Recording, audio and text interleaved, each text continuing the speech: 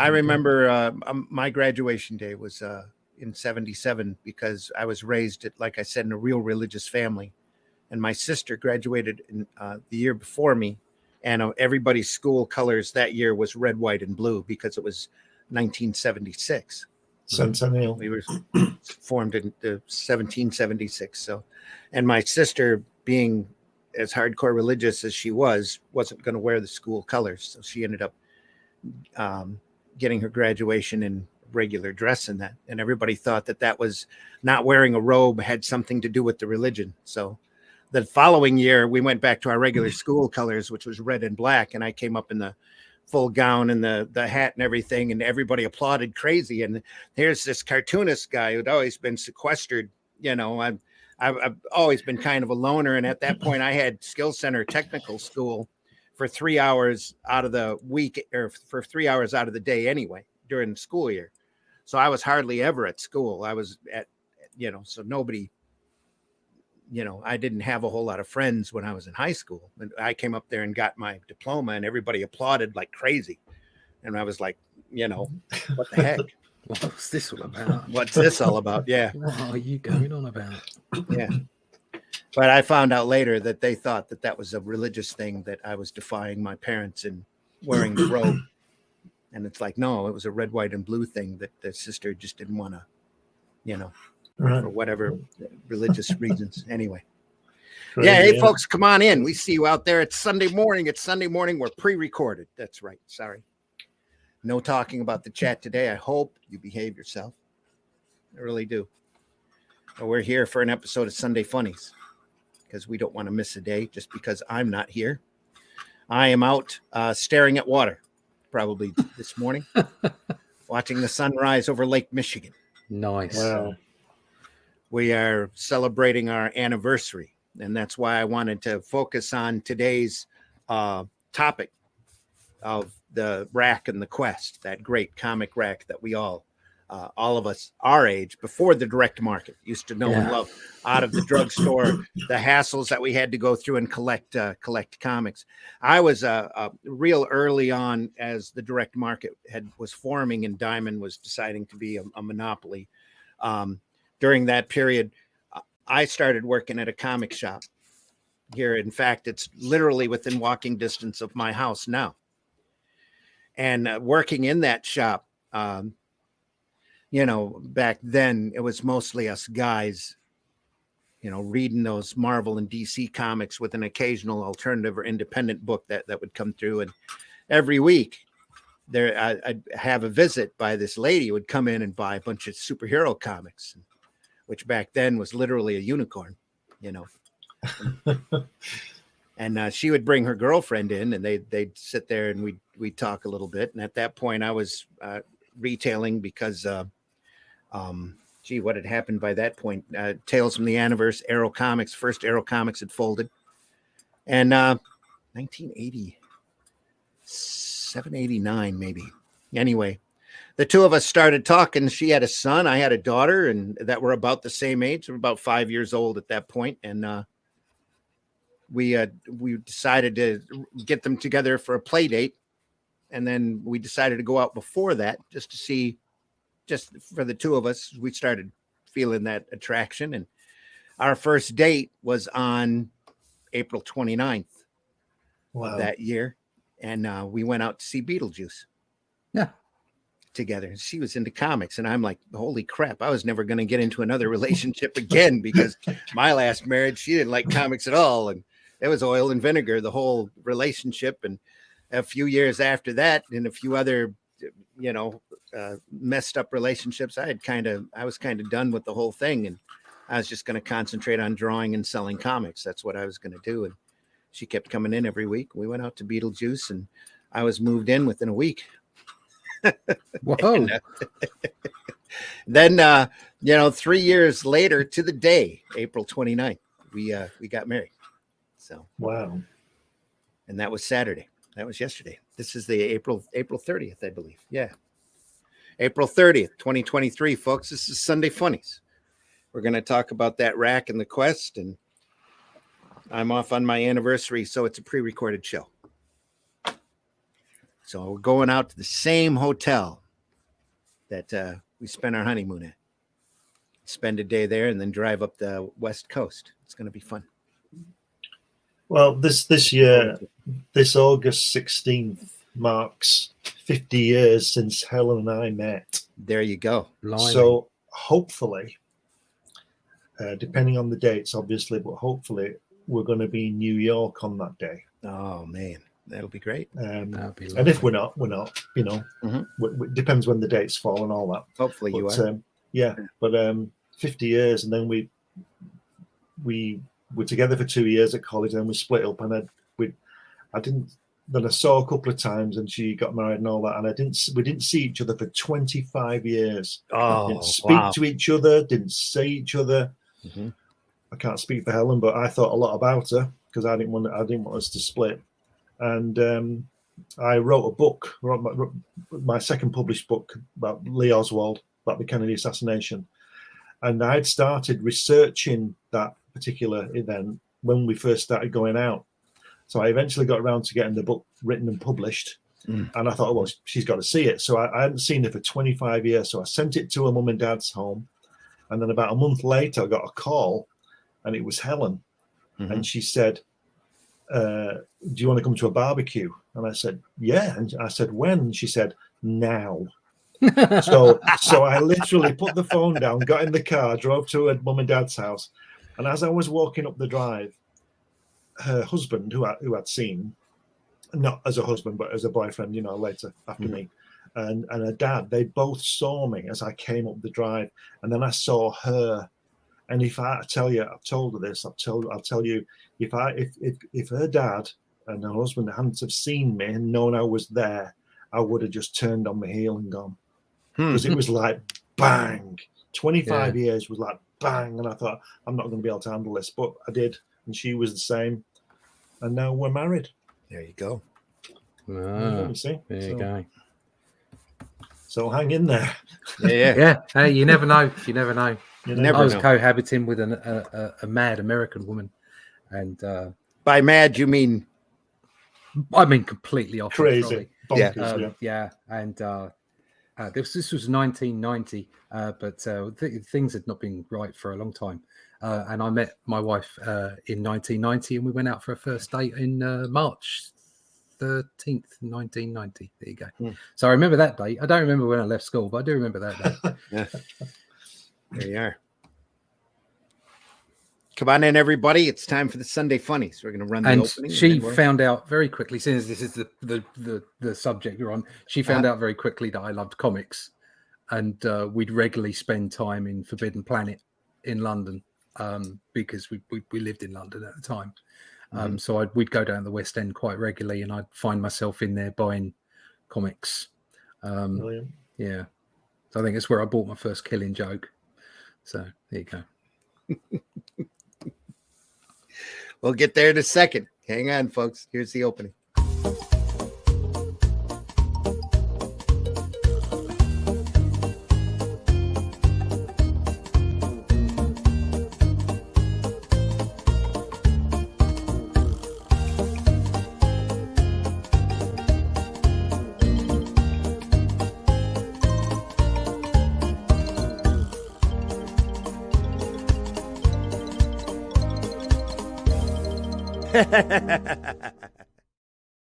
There we are.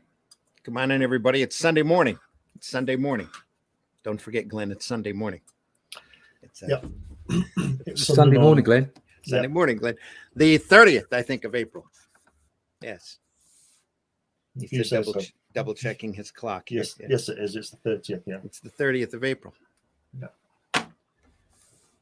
It's supposed to be rainy here, so I haven't looked outside. And 2 days ago, it was 53 years since I left school. There we are. And yesterday, it was 53 years since I started work.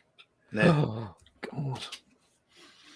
Yesterday £6 a was week. my 35th, 32nd anniversary. Yeah.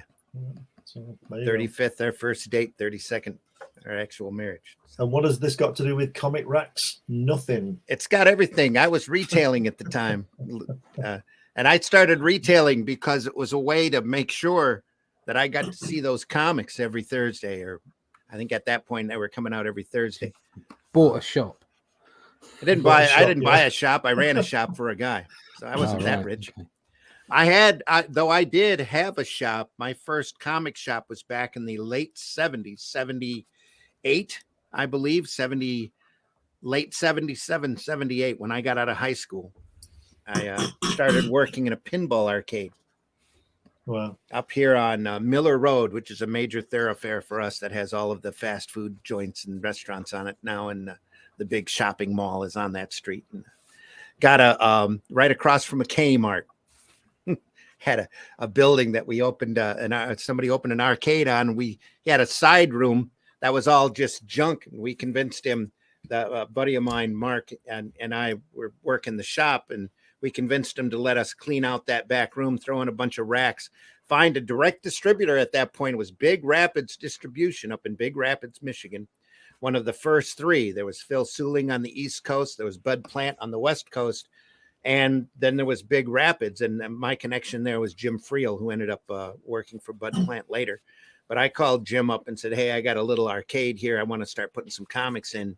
You know, you want to send me some stuff? And he sent me a catalog. And as long as I paid for it, you know, when I sent it, within the week that I sent it in, he'd send me the next one. So I was getting comics 3 weeks in advance to all of the other places around me. It's the first direct comic shop in the mid-Michigan area. The closest that we had to a comic shop from where I was is 45 minutes into Lansing at Curious Bookshop, which is right across from Michigan State University at the time. And Saginaw had Libby's Comics up there, and that was about a 30-minute drive away from my house. So opening the shop here, it was in the back of the Starcade. That's what it was called, Starcade. We called it Trilogy. We put a little sign out front. We actually ran radio ads that we had to borrow money from Mark's brother in order to pay for the ads, $400 to get a bunch of ads on the big rock and roll radio station up here. And we ended up doing $1,000 in one day off of that ad. Wow. Boom. Wow. That's the way to do it. And that was what was really amazing was that was back when comics weren't even $1, you know, where the alternative independent books were $1.50. So we had a big crowd that day, moved a lot of stuff. It was a lot of fun. It was everybody, you know, it was almost like our grand one. We might have even called it our grand opening. I remember writing the copy for that commercial. I've been very proud of it once it came out, because they were the radio station was all into the Biff Pow Bam, you know, Adam West type stuff. Yeah. But, for the longest time, any article that started with comics always had that Biff Pow Bam. It's like that on the BBC still. The little explosion. Yeah. As they that's their mentality of looking at sequential art. But see, my most vivid memory of a spinner rack was we had a news agent on the way to school called Pages News Agent. Yeah. And they had a spinner rack, and this is my most vivid memory. I'd seen spinner racks obviously before that. I'd be 12. I was on my way to school. This place is on Wood Street. Wood Street's still there, but Pages isn't. And I went in to check out the comics, and I saw, I think it's FF57, the yellow cover with black bolt on. Mm-hmm. And I thought, my God, I mean, I was expecting the next issue, because, you know, I was into the Marvel comics by 2 years by that point. But I just remember seeing it was it was in the center of the entire, you know, comic front. You know, the different, like you've got behind you there, the different kind of pockets. It was right in the middle, and it was the only thing I could see. And I just thought, I've got to have that. And I didn't have any money apart from my lunch money, so I didn't eat lunch that day. I bought Fantastic Four 57 instead. Yes. And it was well worth it. I mean, I'm not going to die because I missed my lunch, but I'm going to die if I missed that comic. and that's what I did. And then around the same time, the newsagent near me called Lappings, and he had a spinner rack on. And I went in there another time. You'll get a strong feeling that I never had any money, and it's true. And I went in one day, and there was Fantastic Four 55. This was after this event, but it was there. You know, the one with the surfer blasting. Yeah. Oh yeah. And I thought, I've got to have that, but I didn't have any money. So what I did, and this was a couple of days before I got my pocket money, you know, my spends or whatever you call it, allowance, I think Americans might call it.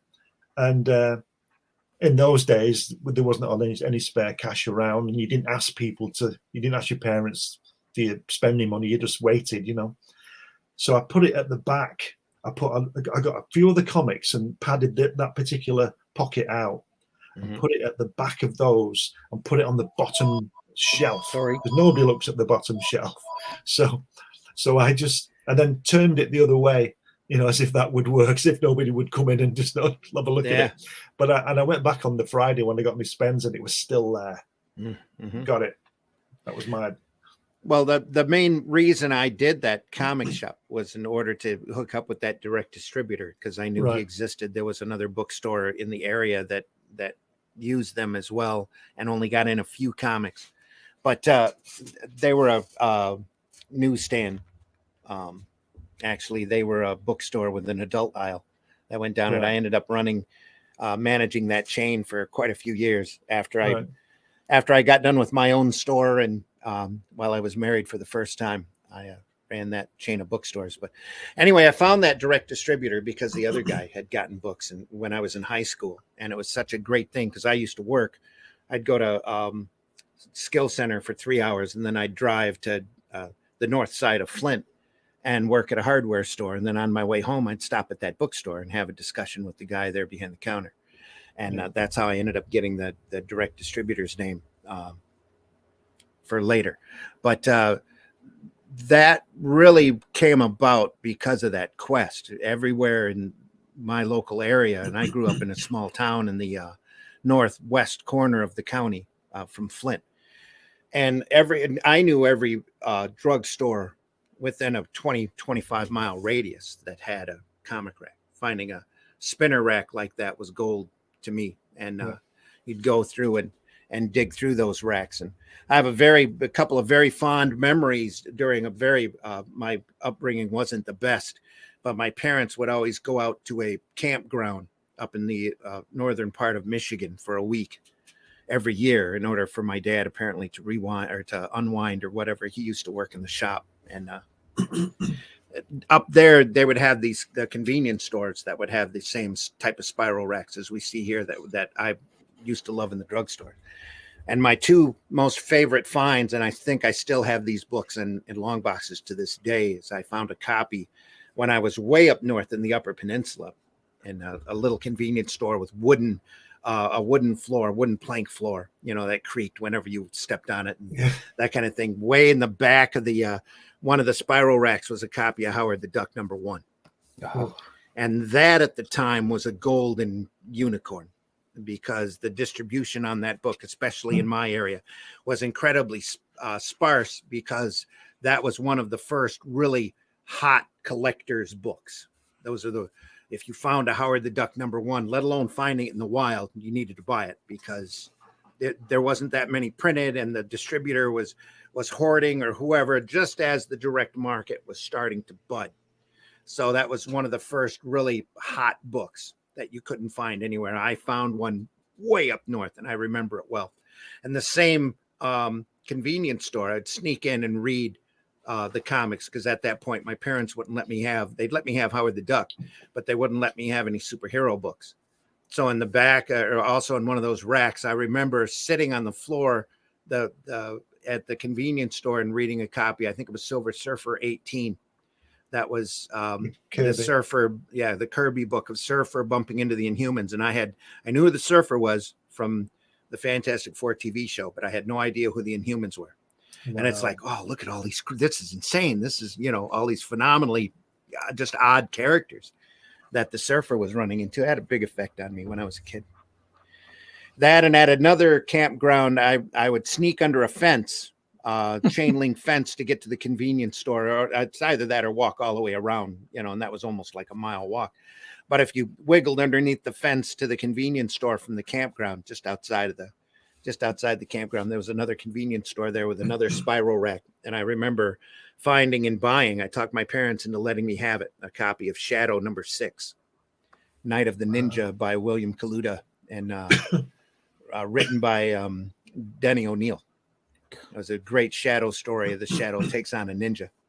It's got that's got some great we'll look at that on a comics by night. When I bother to look through my long boxes, I will find it and show it to you, because I don't think it's ever been reprinted. But it is a gorgeous noirish art noir. You know how Mike Kaluta draws. We'll be looking at his stuff as we go along. A lot of the kids are going to go, Mike who? But definitely look him up if you get a chance. You know when you're a kid and you sort of, and sometimes when you're an adult, you think you're invisible and nobody knows you. Not that you're hiding, but you just think you're not worthless, but you just think you're not making any effect. Yeah. Well, we used to have a newsagent in Middleton, my town, called Norths, and I went in. They had a spinner rack, and I used to get some comics there. And it got to the point where when I went in one day, she'd saved she must have the Mrs. North must have noticed that I bought Spider-Man, the Fantastic Four, and the X-Men, and I couldn't find them on the rack, and I was panicking. And she came through and she'd put them aside for me. Oh, that's great. But you get this as well. Get this, as you probably know, I'm really into manned space flight, and I was watching Neil Armstrong and all that was happening then. Mm-hmm. And there was the NASA astronaut. I only found this out later. I didn't know at the time. I was only a kid. But the NASA astronauts had signed exclusive articles with Life magazine, and Life magazine was 3 and 6 then. I don't know what that would be now. What's 3 and 6, Russ? Is it about 50p? About £5? Quid. Yeah, it was expensive for me. I think my spending money was like 2 and 6 a week, and this magazine was 3 and 6, so I couldn't get it, or I'd have to wait a couple of weeks type of thing. Anyway, I went in to get this particular Life magazine, and I've still got this, and it's got the Apollo 10 pictures on it. And Mrs. North gave me this Life magazine, and which was usually on the spinner rack and stuff like that, or a bigger rack. And she said, "I've got you this one as well." And it was the month previous that was about Apollo 9. And I said, I haven't got any money. She said, "Don't worry." And it's got Mrs. Smith written on it. I've still got it. Mrs. Smith, whoever she was, bless her,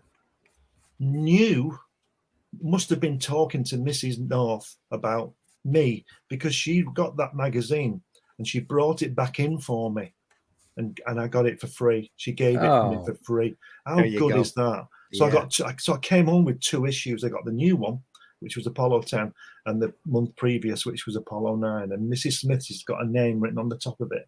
And that lady, Mrs. Smith. Yeah, I never got to meet her or anything, but I couldn't believe it. I told my dad, he says, "Oh wow, that's fantastic."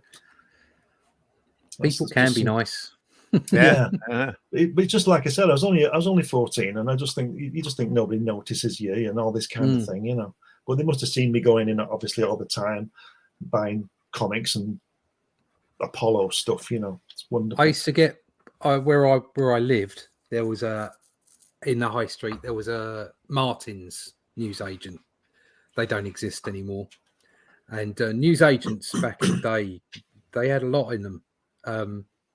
But they were definitely newsagents. They had magazines and books and a little bit of stationery and some sweets, but they weren't like over here we have something called Smith's, and it's all stationery and computers and all. It's everything, and there's just like this really small section where you get magazines and comics. But back in the day, it was just like 2 massive racks of newspapers, comics, magazines. That was what newsagents sold. So you could go in there and there'd be a stack of comics, and a lot of the time when I was very young, they were imported American comics. So now in the shops here, if you don't go to a comic shop, you can only find Panini versions of Marvel or graphic novels or bits and pieces. You don't really get much in mainstream shops. But back then they were all imported. And I picked up, when I was a kid, I managed to get hold of that Howard the Duck #1. I remember having it. Yeah. And I got load of Conan when I was a bit older. I had a full set of Captain Britain from start to finish. Wow. I had the full set or the first 20 Planet of the Apes, which I've managed to track down the first 10 and get them back again. And I ended up when I was a little bit older in my early teens, having like 200 Spider-Man as well, because Captain Britain ended up merging with Spider-Man. Okay. And then what they did was they just imported the Spider-Man comic. But unfortunately, they all went in a skip. Oh no! I left home. Oh, well, I had to leave home when I was 17. And my stuff that I didn't take with me, which is a bit unfair because I didn't have anywhere to live, was put in a skip. So I lost all of those, which gutted me. So, but what I did manage to keep a couple of bits and pieces, just one or two bits. I think I showed you that Captain Britain annual that I'd drawn on the inside page of. Yeah. So I managed to keep a couple of bits, but most of it went in the bin, including all my 2000 ADs as well. Oh. Which I did have number 1 of, and number 1 of Star-Lord, and it just guts me just thinking about it. Well, you've seen I got a full run of Star-Lord. But back in the day, it was a nightmare to get hold of comics, because like you'd get one, like we had a Paperboy, so they dropped my comic, okay, and they had my name written in it and my house number. I'd be like, I got Captain Britain, and the next week I'd be sitting there waiting for it, and it wouldn't be there. And it was heartbreaking, absolutely heartbreaking. So you'd have to go to multiple Martins to see who had it, or maybe to other newsagents. I did end up getting a full set, but only because on those weeks that they just didn't turn up. The supplied, or if you were brave, you waited for the following week, and they put the previous weeks that hadn't turned up in with this week's comic, because the distributor had sent them out. And so it was really hitting back then. I do remember seeing the occasional spinner rack, although to be honest, most of the spinner racks I've been involved with ended up in Forbidden Planet and comic book shops later. So when I met my wife, I'd sort of been in and out of comics for a bit, but when I met my wife, I had a proper relationship instead of one with a lunatic. And it meant that I could invest in my hobbies again, and so she would be more than happy for me to drag her down to Forbidden Planet. She's not into comics at all, but she's very supportive of the things that I love. And we'd go, and so in the early 90s, I got back into it in a big way, and that's when I bought so much of the stuff that I have now. Okay, they're not as valuable as the stuff that I had in the late 70s and early 80s, but getting first editions of things like Killing Joke and Watchmen and stuff like that from back in that time, they're really nice things to have. And that was really when I started getting involved in spinner racks, because they didn't have that many in places like Martin's and news agents. They were just laid out. And you sort of file through them, and I remember there being so many as well. Flat on a table, laid out flat. No, they were on a rack, like in a magazine. Magazines on the wall, and then like there'd be diagonal, and then it'd come down to a flat where all the newspapers were. And literally, there were too many to buy. You'd be like flicking through, and you couldn't buy them all. And I think they just got like job lots from the distributor and just like chucked them out on because they were just like as far as they were concerned, they were throwaway. Yeah. And really, I mean, comics were throwaway. They're pulp.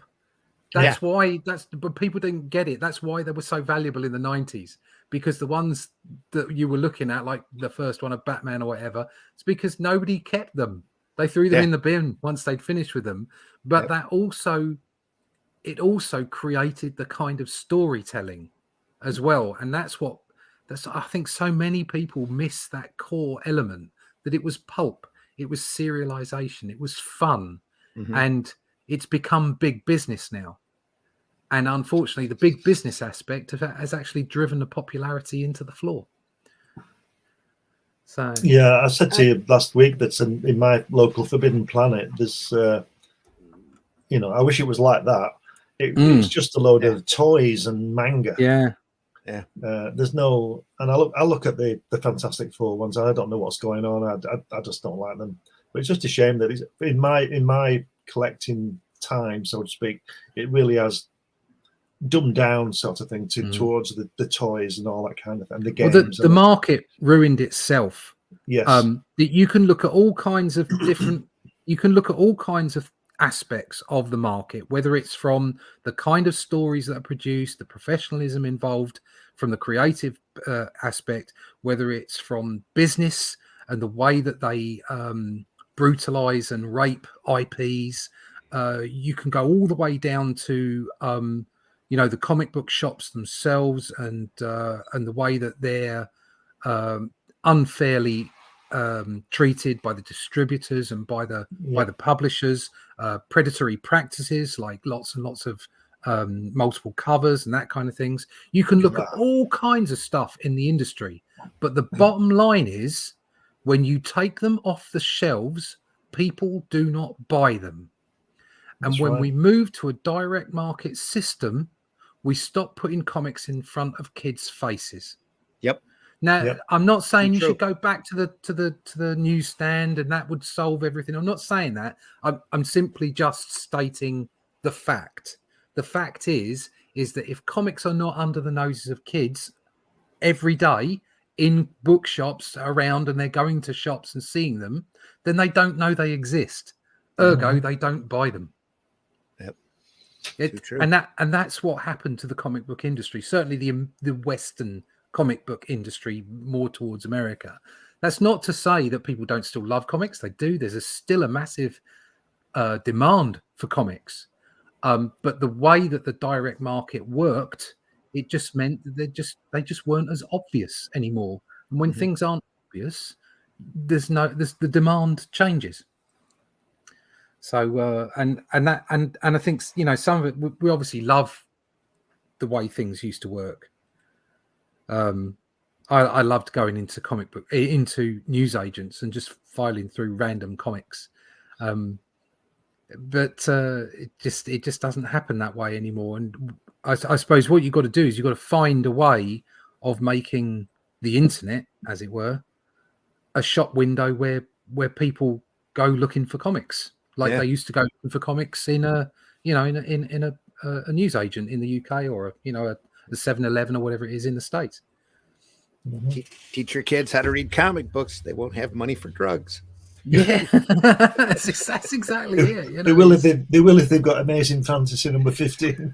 Oh yeah, I just looking at this picture here of this guy, this news agent with all of these Golden Age books sitting up there on clothespins and going, "That's probably a $3,000 book at least right now." That All-Star Comics has got to be at least. Look at that Blue Beetle. When you showed that just a few minutes ago, I was going to say to you, spot the intelligent man with the guy with the pipe. Yeah. It's Reed Richards, his dad. What you don't know is that he actually took every first issue, put them to one side, and his son is a billionaire now. Yeah, pretty much. And look at that rack. Look at all look those. At that as a rack. I mean, that comics a rack from the 50s. This is kind of what I was. Comics used to be. Yeah. This is what I was alluding to. Is that they were everywhere. Yeah. And because of that, you kept on regenerating the market. Yeah. As I was saying, I'm not talking about whys and wherefores, rights and wrongs. I'm just stating the fact that because they're not obvious anymore, you miss generations. I mean, we effectively skipped generations when it went to direct market. Yep. So kids that came up after me, couldn't find those magazines, those comics in bookshops in the same way that I could, in news agents, in the same way that I could, because they were going to comic shops. I think it took a little longer in the UK than it did in the States, simply because of the whole distribution model and the way things worked. Certainly, while Marvel UK was a big thing in the late 70s, early 80s, then it was working better, but eventually, in the late 40s, early 50s, they sell their returns to the ships for ballast. Yeah. Yeah. So you imagine all those Spider-Man #1s and Superman makes you want to cry, 25 or whatever it is. Well, that's how a lot of the UK market discovered superheroes. Yeah. That's who was that? Alan Moore, I think, they have an interview with where he attributes that those ballast comics were what really got him into comics, because there was just tonnage.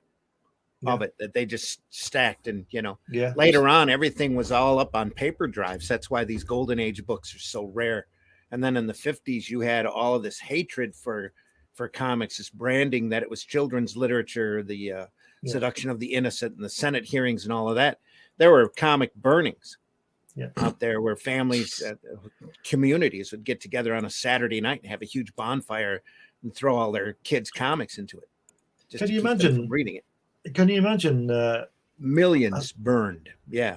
In 1955, 56, the cultural shock in the United States when you had the MacArthur hearings, Wortham and Elvis all at the same time.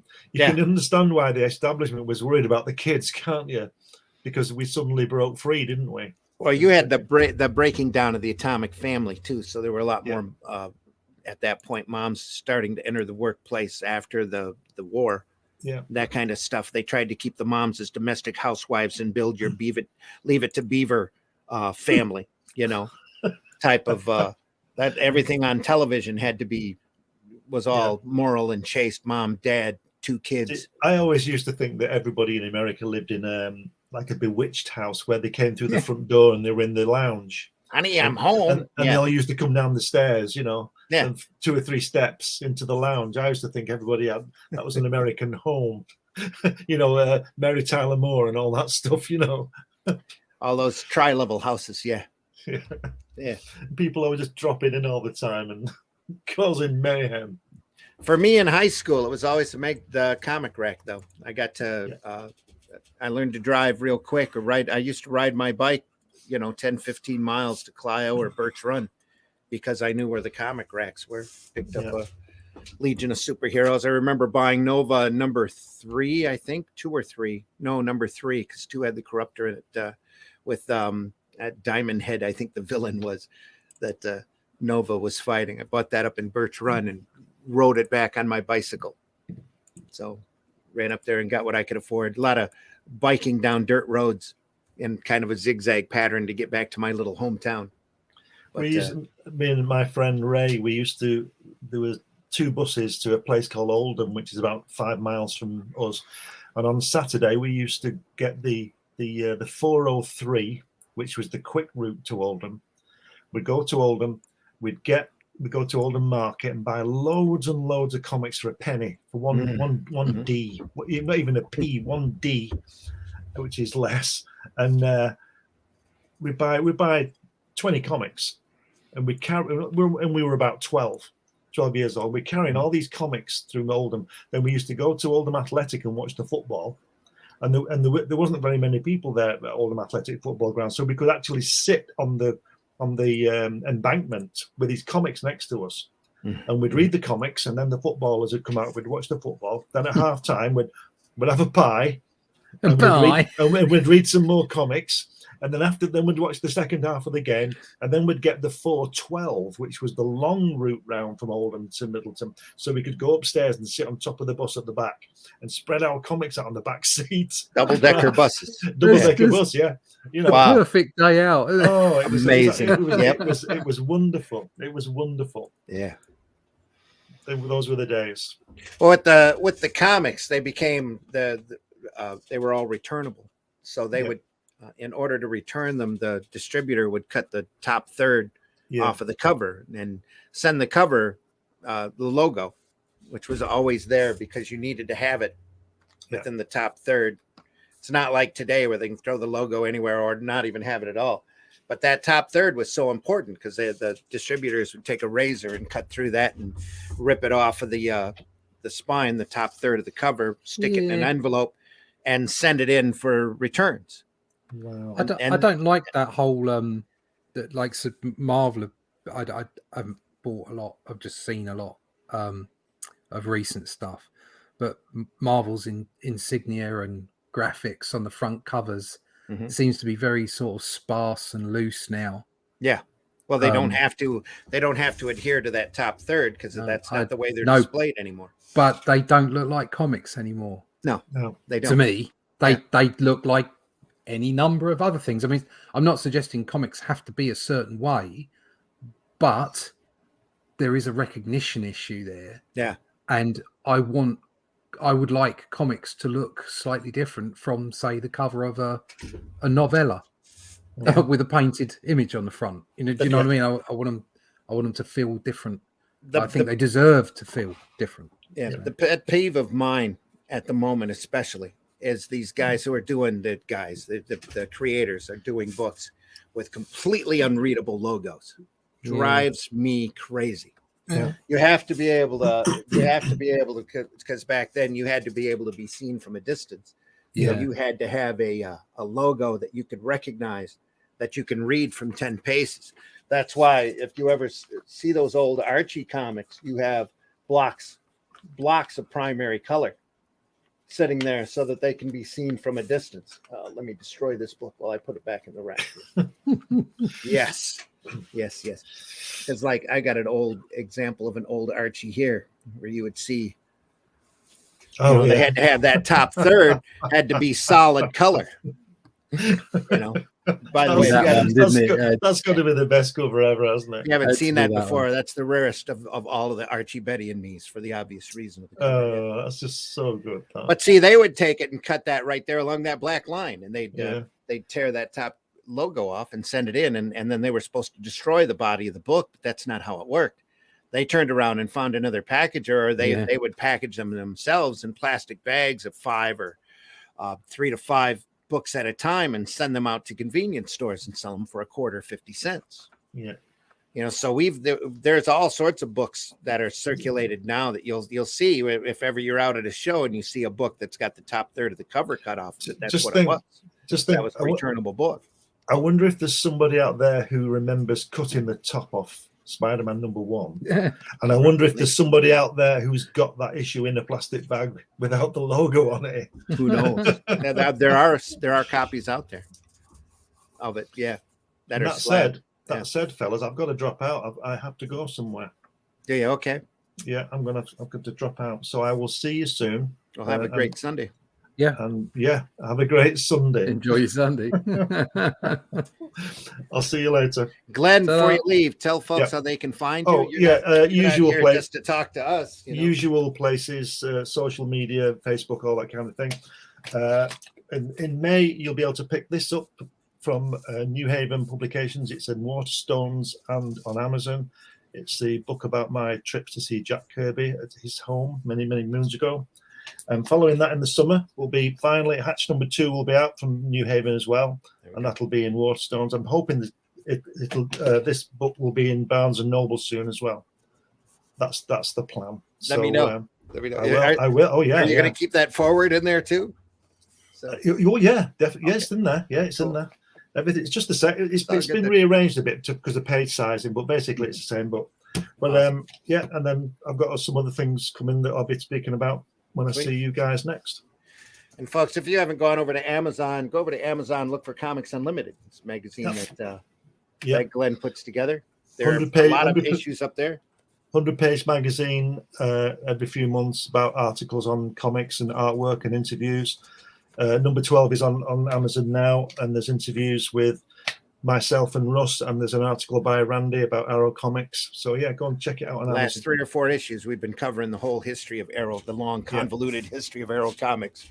So in fact, I got to write you another article here pretty quick. You better do it now. Don't let me miss that deadline.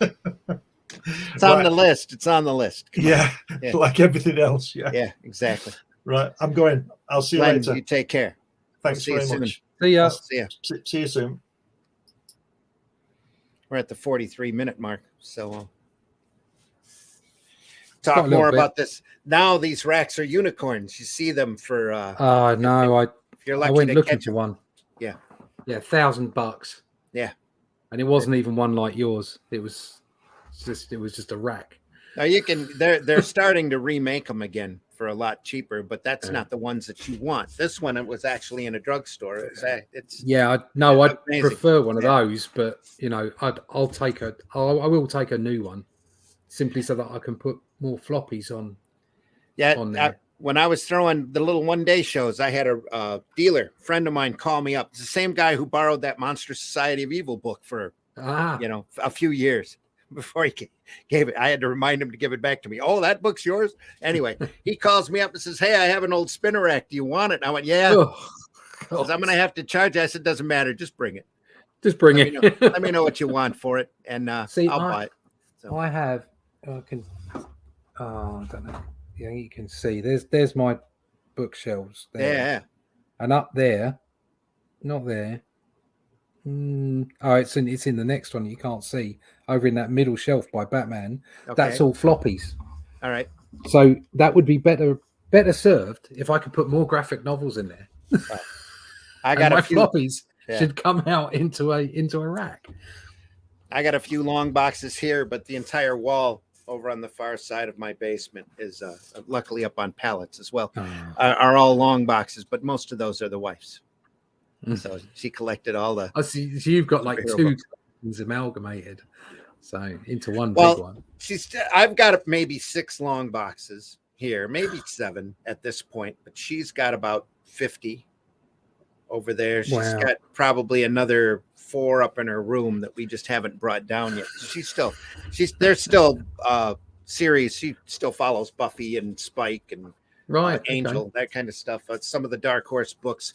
She used to buy one of every Vertigo book until they went wonky.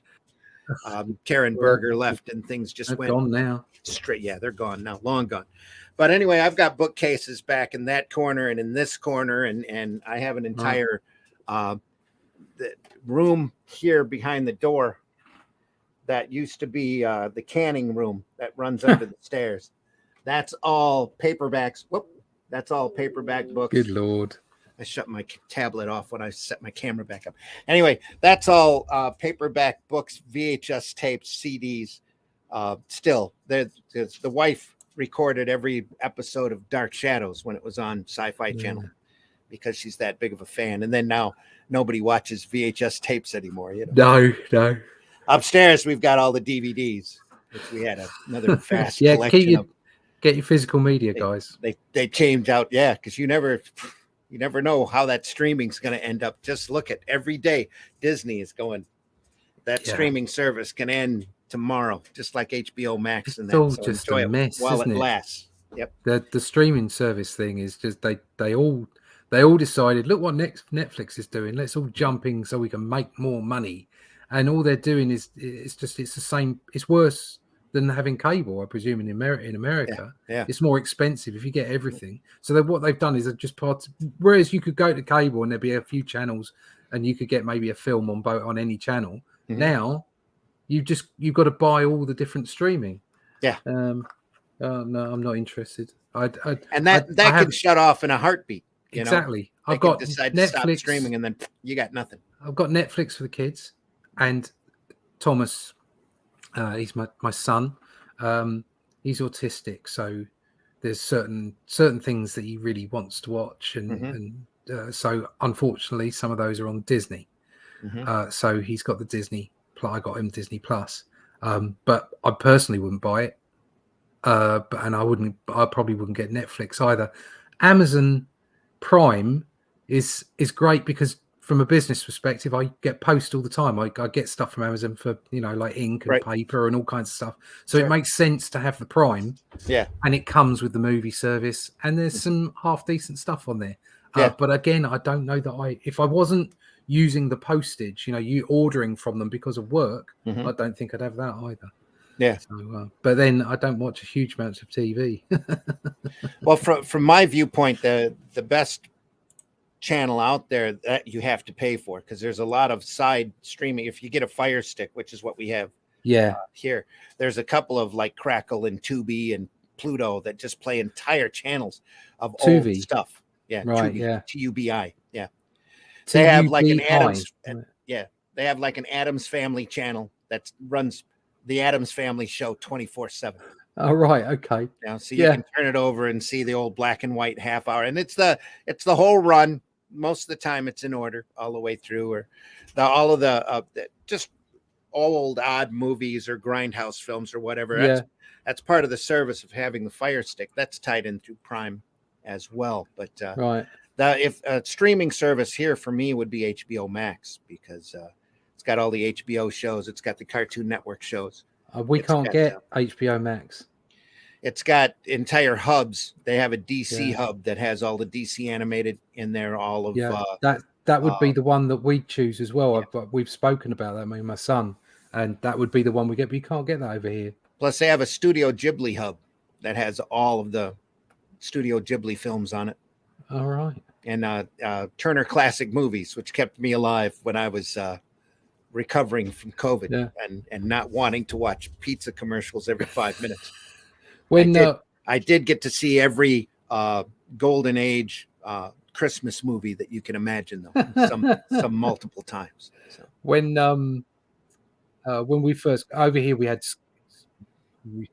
broadcast TV, so over the airwaves, forerunner to digital TV, and then we got Sky, so it's like satellite television. Yeah.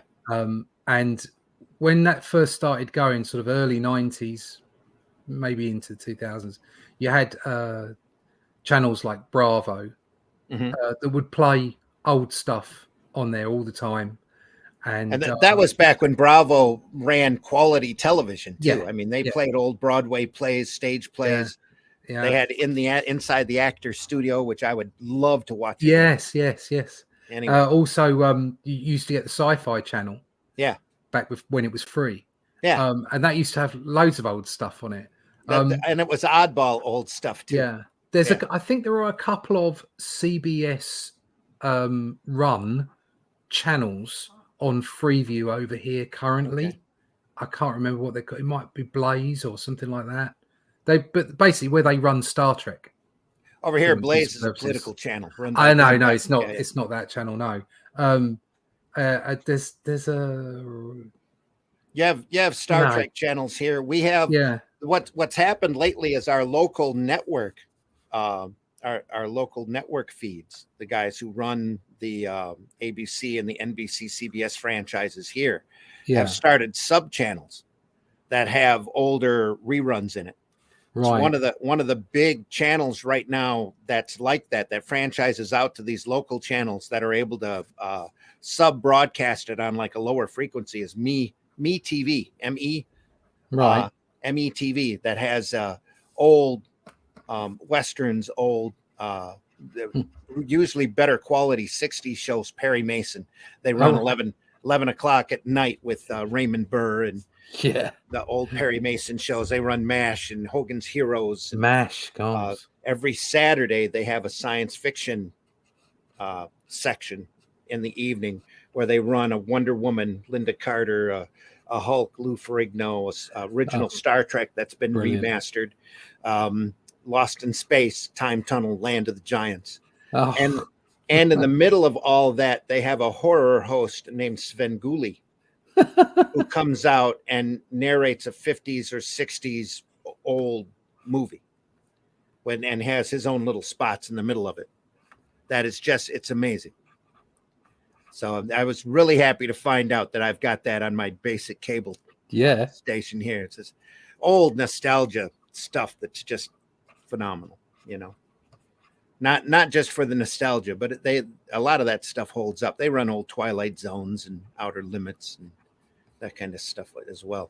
But anything you can't find on YouTube, pretty much. I tried to describe to your daughter or granddaughter what Hogan's Heroes was all about. And watch their eyes get big and go, "No way." What? That doesn't. No. But there's actually quite a lot of good stuff on YouTube now. Yeah. Set my daughter down early on and introduced her to Addams Family and the Munsters as early as I could, Marx Brothers.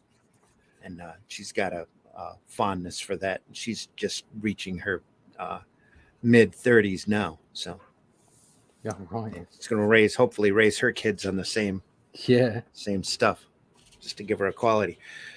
But, back to comics way back when, we had to search, we had to hunt and find. That's why I knew where all of these spiral racks were. If you were, you had to pay attention to the schedules and try to catch the stuff, especially the bi-monthly ones that were just way under distributed. The Jim Starlin Captain Marvels, the Craig Russell Kill Ravens, that kind of stuff that Yeah, not just such a higher level of quality than what you're seeing on these out of these books anymore. It's like a lot of these books aren't even done to be read. They're just done to sit there on a shelf and have a collector come by and buy the variant cover for. I think the whole approach, and this is with respect to a lot of the creators who are in the industry who do love what they do. Mm-hmm. Okay, there are those people out there working for the larger companies as well, but I think the majority of stuff is done by or done through a lens, should I say, of, you know, whether it's keeping an IP alive, it's doing it because it's a pamphlet. They're on, or the creative is on their way through the comic book industry onto something else afterwards. Sad but true. Yeah. And you know, like, it seems that the independent market is the market that is chocked full of people who want to draw comics for the sake of doing comics. Yeah. They make comics because they love the medium. They make comics because they love comics. And the mainstream comics is maybe 25%, you know, full of people, of creatives that are the same, and 75% of people who are just passing through. And unfortunately, that's not helped from the perspective of the business end, where, you know, I've said this before. It's much like I was saying with seeing comics on shelves. It isn't about what's right or what's wrong. It's just about a statement of fact. And the statement of fact, as far as business is concerned, is that from an American stroke Western comic perspective, they don't make the money they used to. No. Or certainly they don't make the proportion of the profits for a company that they used to. So when Marvel were pumping out comics in the 1970s, comics were their business. That was the business of Marvel. Okay. Now Marvel is owned by Disney, and Marvel isn't even really a thing anymore. They're just they're a department in Disney now. Yeah. Disney's not in the business of making comics. They just aren't. They're not interested in it. The comics will keep going because Marvel is kind of iconic. You know, it's like if they stopped making comics, there would be a big news story, and it wouldn't look good. So I think they just keep making those comics. There's certainly, and this is not a comment on the quality of those comics. I have my own opinions, and other people have their own opinions. This is simply just business. Okay, I'm just looking at it from a business perspective. They don't make those comics in the same way as they used to. They don't make them with the same, and this is the top end. I'm not talking about the creatives. The business end doesn't have the passion for comics that say DC and Marvel and whoever did in 1970s or 1980s, because that was their primary business then. Exactly right. Yep. So it's not all about people shout, "Oh, woke this and woke that," or the quality's gone down or whatever. That's definitely part of the myriad of what's going on. But the core aspect of it is business. And that's why I never understood why there weren't spinner racks crammed into every cinema during those golden 10 years of MCU. They could have got kids back into comics in a big way. And it just didn't happen. And you got to think to yourself, why? And it's because at the top end, at the very top end, executives were like, well, comics don't make money. We're not interested. Yeah. That's the bottom line. That's the bottom line. Well, I think the big rule now with the companies is just don't lose any money. Yeah. So they don't care what's in the books. No. They can always profit from the image, or the icon imagery. Yeah. In other places. That's how they justify it. Yeah. Yeah. The story that Roland told us, Roland Mann from Malibu Comics and Marvel. You know, it's like he'd go into the offices. They'd pitch a book, and for Malibu, it was like, will it make money? Yes. Okay, let's do it. But as it got bigger and bigger at Marvel, it was like, how much money will it make? Yeah. And those are the questions that are asked in business now is, well, how much? Not will it? Yeah. You know, and from our perspective as smaller publishers and as independents, we don't care if it makes $1 million. That's not what we're in there for. We're in there to make the comics. And as long as they fund themselves, okay, the comics fund themselves, and it would be nice to make a salary out of it. Of course it would. And that's the you want to be a pro, you want to be making a salary out of it, Sure. but at the same time, a salary of 30, 40, 50 grand, okay, is more than enough. We don't need to make $1 million. Mm-hmm. We just need to make enough so that we can make more comics. It'd be nice to live comfortably. So you have two while different you keep doing what you love. Yeah. Big businesses like, well, how do we make $1 billion out of this? Mm-hmm. Okay, and people that are in it to make the comics are saying, well, as long as we can have a good life, we're all right. And this, it's such a wide chasm between the two attitudes. Yeah. And that's why you see, I think that's why you see in general more imagination, because people are taking risks in independent more love. comics. It's love that you see so much more in independent comics. Oh yeah. So yeah. Yep. It's really a high point for the art form right now. I think so. I think we're in another golden age. We really are. I do too. Just a matter of getting eyes onto it and getting people to realize that it's there. That's the big thing. The internet comes as a double-edged sword, but the good side is the democratization of the creative industry. Yeah. In that it means that you can get out there, you can show your stuff, and the market will out. People who are producing substandard stuff, it won't sell. Yeah. So, and like we said before, the direct market really has narrowed that attention for the art form, that business down in a lot of negative ways. I think. Yeah. One thing that I learned when I was doing the comic newspaper is almost everybody loves comics. I mean, if you've got a sense of humor and you realize the entertainment value in the comics, you're there. Yeah. And I did 100 issues of that paper, and I know that we were printing 10,000 and getting back maybe 100 or 200 copies. Yes, and I was only distributing it here in a 50-mile radius. I had a loyal readership out there of at least 9,000, 9,500 that were always looking for that paper every month, that were picking it up all the time. Maybe they were, some people were collecting it and putting it in their closet, because I still hear now, hey, I picked up one of everything that you did. But for the most part, we were being read or given to their kids to color and read or whatever. It was passed around the family.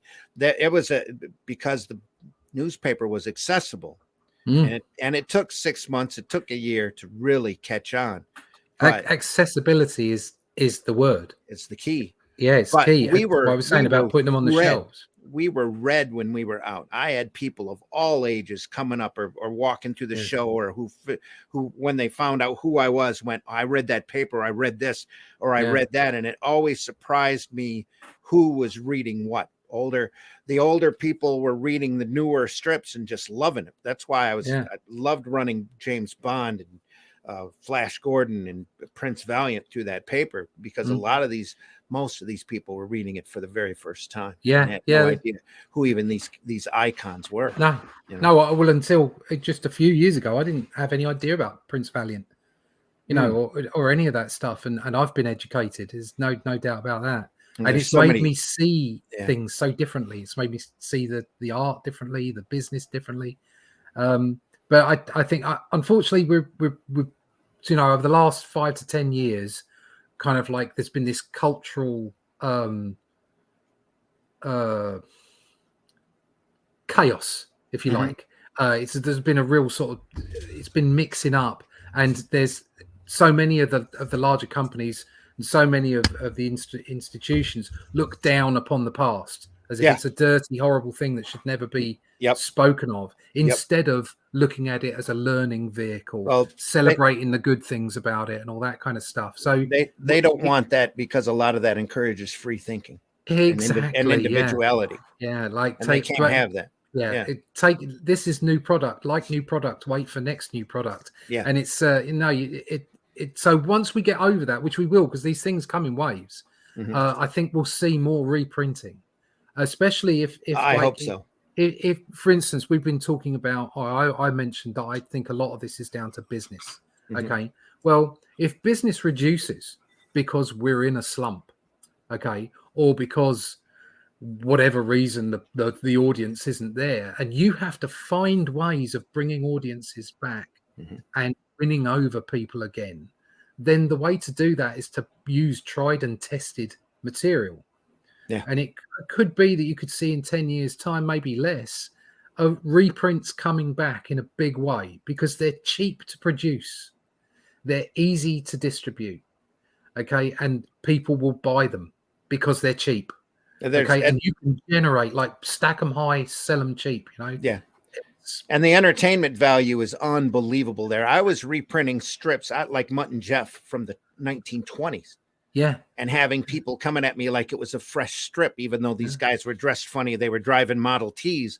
That Mutt and Jeff is a really easily accessible strip about a couple of guys. One guy's married, the other guy wants to keep a job and get laid. You know, that's the whole push. That's of it. The Couple of Joes. Push of the strip. Yeah, common Joes.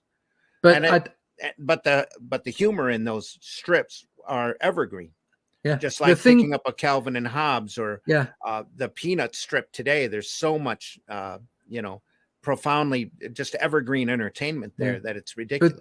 But bizarrely, that there's a crop of people in the industry that are so averse to change. Yeah, they say they're not, but they are, and so they look at things like manga and say, well, we've tried to do what manga does. What you mean? So you've tried drawing like manga, and you've tried putting in the same effects. Mm-hmm. No, you haven't. What manga's doing is it's telling stories really well, stuff that you already have in vaults, in archives, and they're pumping it out cheap. Mm-hmm. Okay, which means it's accessible. There's your word. Accessible isn't just about seeing it on the shelf. It's having the money to buy it as well, especially when we're in a slump. And those are the lessons that people in Western comics, Western publishers should be learning from manga. Mm-hmm. Not to try and copy manga. You can't copy manga. Manga is what it is, okay, and should be enjoyed and consumed for those reasons. Mm-hmm. But what you can do is look at why it's doing so well. Exactly. Okay, and the reason it's doing so well is because it's accessible. So make your stuff accessible. It's simple. It's just like that. Where's Marvel and DC Shonen Jump? You don't see it. Where's the Shonen Jump of Marvel and DC? Jump? Yep. And the thing is you've got so much stuff that you could do. Even those old 2000s. Yeah. When Mills and them started up 2009p. Why aren't we running every week, Shonen Jump for the Ultimates? Yeah. Because that's the thing that's going to save these retailers is getting that regularity of the reader to come in and consistently buy books every week. Wednesday was always such a habit. I mean, for the comics and these racks here, Thursday was the day. And I got to the point where I convinced my local drugstore to let me put the comics out because I wanted to do them. I wanted to, I would take that bundle in, and the ladies that worked at the drugstore were really happy to see me because it was something they didn't want to do. Yeah. And I would come in and I'd open the new comics up, and I every time I walked home from school every day, I'd stop in. It'd only take 10-15 minutes, make sure everything on that rack was clean and straightened up. They wanted me to do the rest of the magazines, but the guy who owned the store said no, because he'll get around them Playboys. We can't have that. But I'd come in and straighten out the racks for the comics and put things in alphabetical order and then go off on my way, and they were real happy to see it. So I made $1 a week off at that point it was 3 to 4 comics. Yeah. To me, that was everything. And I'd be able to open up the bundles. So we had a group of us that would run in after school after the bundle was there. We'd pop that bundle open, and you collect Spider-Man. Here's your copy. They'd get copies of these comics before it even hit the stands. Before I put them up there, and then anything that I put up there that I needed. Like at the end of the week, I'd tuck, like they were talking earlier, I'd tuck them back in the back of the rack and in the lower shelves and hope nobody saw them, and just take the $1 worth on that Friday. So, but in the meantime, it was always looking for them spiral racks everywhere. That's why I have one here, and it's got to have that squeak. Yeah, I'd love one of those. It's got that old metallic squeak. It's still missing the ring bearing. I got to get a ring bearing for it, but that squeak was everything. Rosemo told me when I told him I've got this rack. He goes, I said, and it's got that old squeak, and his eyes got real big. It's got that squeak. It's got my My mom used to be able to tell where I was in the store by that squeak. By the squeak going off. Yeah. Yeah, I'd take off running. And I'd get to the grocery store, and she'd go out and do her shopping. She'd hear the squeak, and she'd know I was at the comic rack. Yeah, that was the whole thing. But knowing where they were, you know, there was a store in Chesaning that used to have a couple of racks up next to the door, and that was amazing. Used to love go over there. I bought my first Shazam #1 and Secret Origins #1. You see them on the covers as they slide by here on one of the openings. Those are the first superhero books my mom allowed me to buy. You know, and that was everything to me. I took those books home and dissected them, and that's why I'm such a big lover of C.C. Beck's work. Just amazing stuff. This is a comic, but it doesn't look like the other comics. It's drawn like a cartoon. This is cool, you know. But those old Kurt Swan Spider-Mans, those old Dick Sprang Batmans, they still have incredible amount of charm that DC doesn't want anybody to see nowadays. Bizarrely, Ditko Spider-Mans, those old Kirby Fantastic Fours, you see them tucked away in masterpiece volumes, and just it's ridiculous the way that they're trying to promote them now. I wish, you know, I was a reprint editor on either one of them companies, because I'd print a lot of great stuff and make a lot of money. Yeah, I do it for a share of the profits, because I know it would make money. Yeah, no, it's just silly. But there you go. But folks, so it's nothing like the old days. Now with the direct market, it's done. I think it's done more harm than good for the art form. It's given some guys a chance to buy the books just as they come in, and that's really what they started out doing with Phil Suling when he made those deals for direct distribution, was be able to get the comics and not have to make that quest or worry about the magazine or book distributor, just because the comic bundle was always the most abused bundle. It was the one that was tossed around the most, and it was the one that the comics were suffering a lot of great damage, and a lot of these guys were starting to become collectors, and they needed it in as mint of condition as they could possibly get it. So what a better way to do that than to have it mailed directly to them right from the printer, you know? So that was the whole point behind direct distribution, that a lot of these guys, that's why you've got that stereotype comic shop owner guy. That's the overweight, mostly white dude. Hey, everybody, I got the latest issue of Destructo, man. Like you see on The Simpsons. There's a reason for that stereotype, because that's for many decades, a couple of decades at least, that's what it was. That's what comics were. And with the direct market, they narrowed everything down to a simple demographic, you know. And yeah, there was superheroes ruled the day, and that was it. The romance comic went the way of the Big Little book and the radio drama, you know. And luckily we're starting to see a lot of that stuff return, a lot more wider variety in the independent market. But unfortunately, it's all through crowdfunded books, and you know, you're lucky to sell a couple hundred as opposed to a couple of million like they were selling back in the 50s. You know, we see these. That's the problem. You see these pictures now of these big racks with comics sitting there. You look at this kid. It looks like he's reading a adventure comic, Superman. Oh, you know, he's got a copy of Adventure. It looks like 342, maybe, sitting there. Superman coming in, but in the background, there's Captain Marvel. There's Detective Comics. There's Batman. Detective Comics there. Yeah, you can see it sitting there. Feature Comics over to the far left. Just fantastic. You'd see big displays like this all the time. You know, you can stare at that for quite a few minutes and see the different crime comics, and Willie, the teen humor comics. Tip Top's up there. That's a collection of funny animal strips. Target comics that used to have who was in that? That was a Quality book, I think. Quality comic. They ended up selling out to DC. Boy Comics had Airwolf in it. Air Boy, or what was there was a male superhero kid character for Boy Comics there too. There's weird science sitting there, science fiction. It's romance comics. There's all sorts of comics sitting in there on that rack. That's the way it used to be. All in color for a dime. Yeah. Great times, folks. Read by everybody. There's a Black Cat Comics there in the background, probably Lee Elias. Up there, Captain Midnight. Above that, Captain Midnight. Stare at that stuff for a long time. Great stuff. Great stuff. So anyway, hey, in the chat, we've been we're a recorded episode this time. Hope you've been minding your manners over there. Let us know in the chat what your memories are about the rack and the quest. If you used to do that, if you were around before the direct market was around, and you actually had comics in your local grocery store or your drugstore, your news agents, newsstands, bodegas, it's to go in there and buy that. What's your fondest memory? What books do you remember buying out there? Let us know in the chat. Love to see it.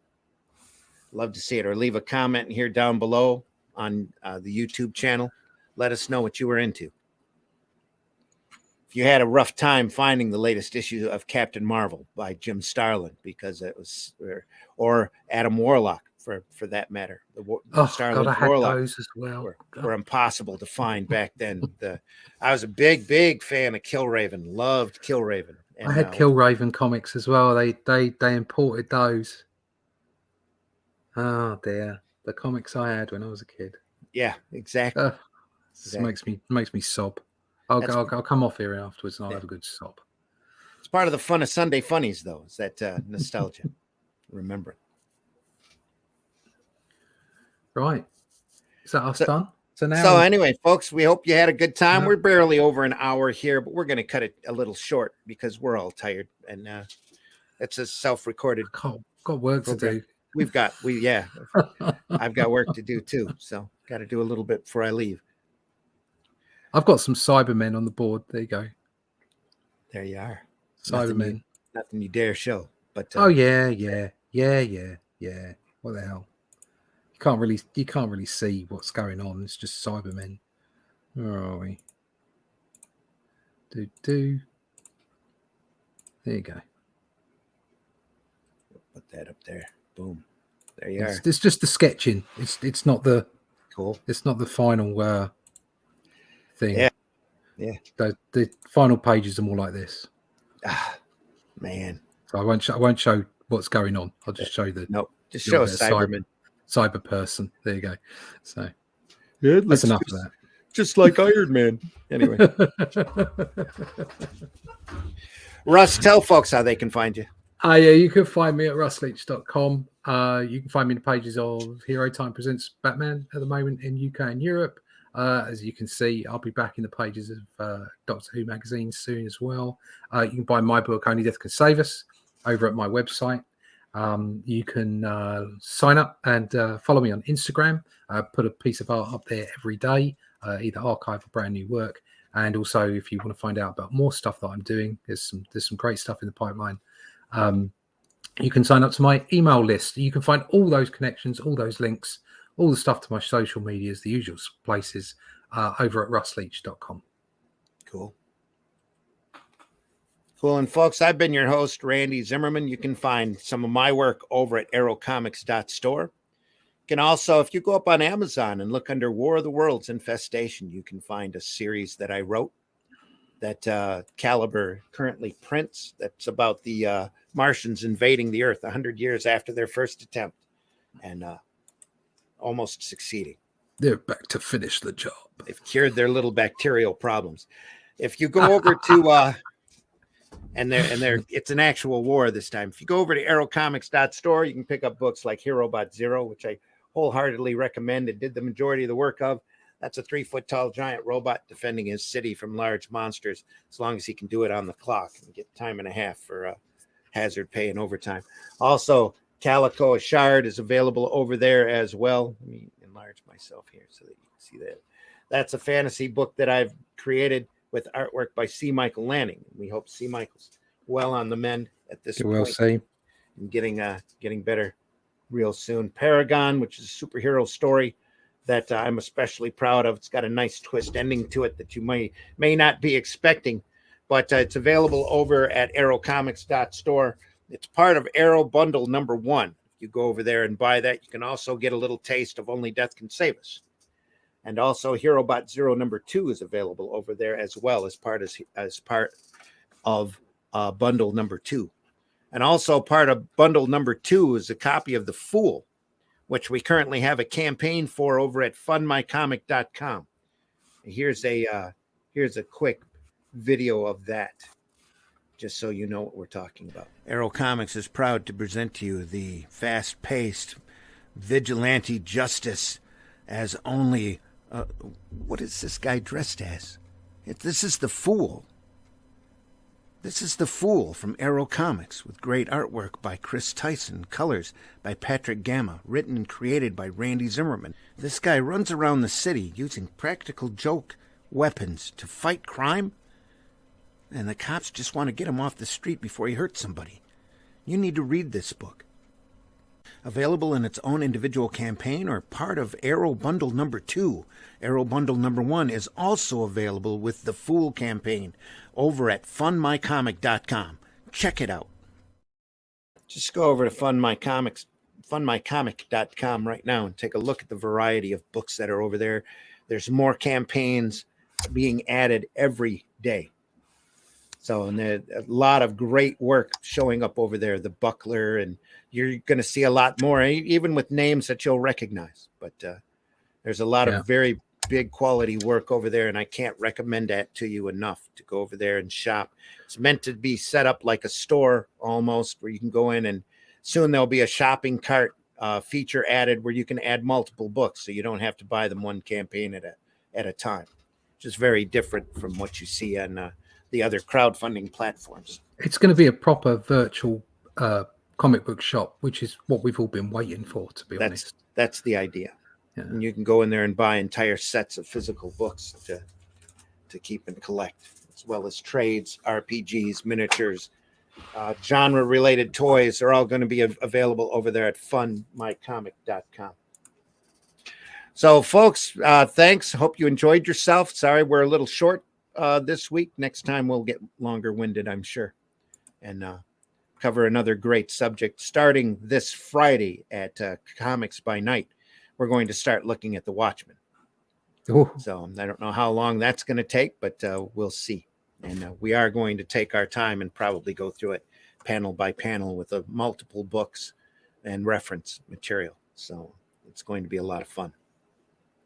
Looking forward to that. And then there's a lot more coming up. We're all archived over at the Indie Comics Network as well.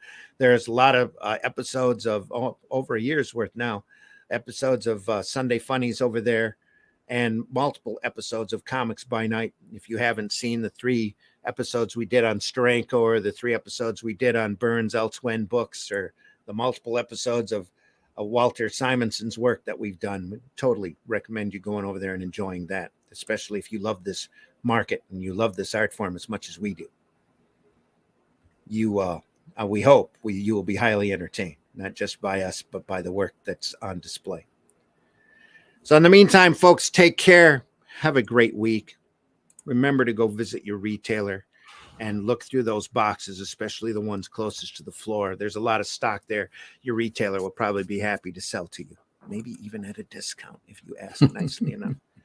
And in the meantime, buy alternative and independent comics, especially ours. As we like to say, please leave this business in better shape than what you found it.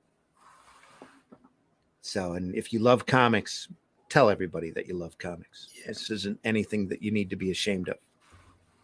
So go out there and let folks know, folks. We need to get back to a time like what we were talking about here, where you've got comics being read by everybody, comics being sought after by everybody, and everybody realizing the entertainment value that these books hold.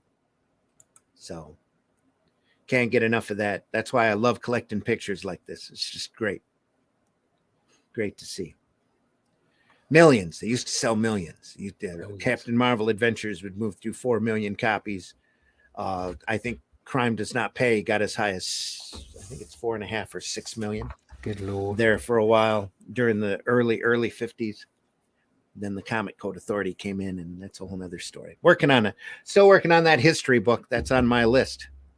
As soon as we get past that script for you, and doing a little bit of touch-ups on The Fool, and I got another cover I have to draw for the latest set of signs that I've done for the Nature Preserve that they're going to put together into a book. And then after that, it's back up on that that history book.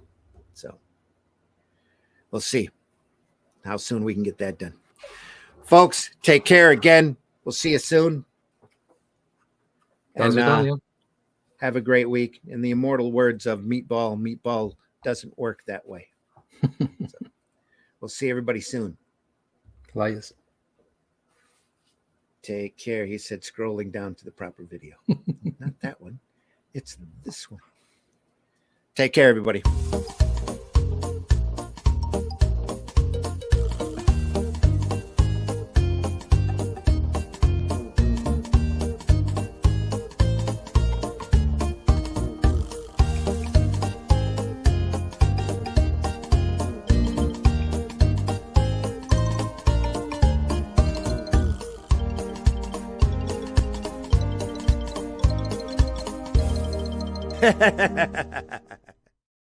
Oh, and speaking of air pirates, we just had one of the air pirate guys, Ted Richards, just passed away these last few days. He used to do a comic called Dope and Dan for many years. He was part of the air pirates debacle, which is another chapter in history that we should probably go over. I've got a book on it that Fantagraphics did some time back. So maybe I'll sit down and read that book and do an episode on that soon. Anyway, Ted Richards, R.I.P. Everybody take care.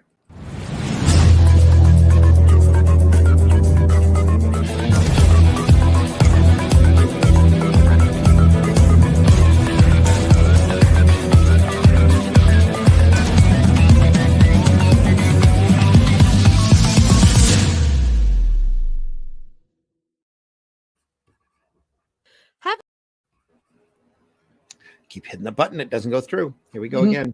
Have a question or comment for us to address on the show? Have a topic you want us to talk about? Email us at indiecomicsnetwork@gmail.com. Want your comics to arrive in pristine condition? Head over to GeminiComicSupply.com and save 10% on your next Gemini mailer order or anything in the Gemini Comic Supply store. Use coupon code RAGIN10. That's RAGIN 10.